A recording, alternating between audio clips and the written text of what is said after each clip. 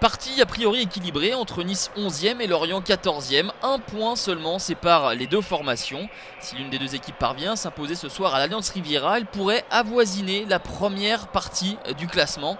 Au match aller, les Merlus avaient balayé les Aiglons 3-0, mais aujourd'hui, la dynamique des Lorientais n'est pas au mieux avec une victoire lors des 11 derniers matchs pour 5 nuls et 5 défaites.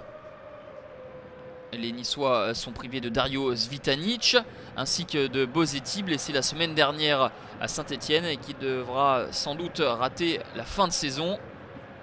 Les Lorientais à l'offensive avec cette frappe dès la 19e minute signée Gilles Sounou.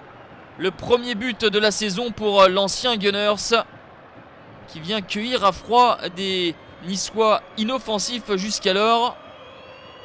Le contrôle est bon, la frappe enchaînée pied gauche l'est également pour tromper David Ospina. Il profite du temps de jeu qui lui est proposé ce soir. Gilles Sounou qui remplace Yann Jouffre. Et les Niçois vont s'atteler à aller chercher l'égalisation. Le coup franc lointain d'Esric, c'est mal négocié par Fabien Audard et bien suivi par Timothée Kolo-Diezac.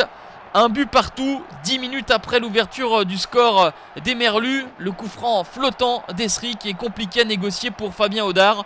Ensuite, le latéral niçois Kolo-Diezac a bien suivi.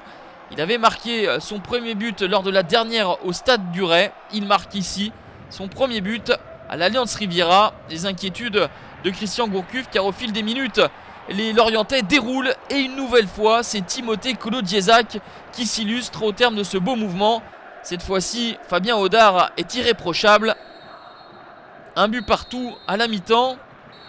La première période a eu du mal à se mettre en route, mais par la suite, les spectateurs et spectatrices ont dû se régaler. Claude Puel n'a pas été franchement satisfait de la prestation de ces hommes, mais pourtant ils vont se procurer une belle occasion. Le décalage pour Jérémy Pied qui s'engouffre dans la surface de réparation, mais ensuite ne réalise pas le geste juste face à Fabien Audard. Jérémy Pied enlève trop sa frappe. C'était une opportunité énorme pour les Aiglons qui vont se faire surprendre en fin de partie. La mauvaise relance de Grégoire Puel, Kevin Monet-Paquet qui fixe, décale Vincent Aboubakar, le crochet de Vincent Aboubakar pour éliminer Nampalis Mendy et la frappe pied gauche pour tromper David Ospina. Nous jouons la 90e minute et les Merlus qui réalisent un coup parfait grâce à son homme fort Vincent Aboubakar. 14e but de la saison auquel s'ajoutent ses 5 passes décisives. Il est impliqué sur près de la moitié des buts de Lorient, mais quel enchaînement technique de toute beauté réalisé par le Camerounais. Lorient va s'imposer 2-1 à l'Alliance Riviera et réalise une belle opération pour s'approcher du milieu de tableau.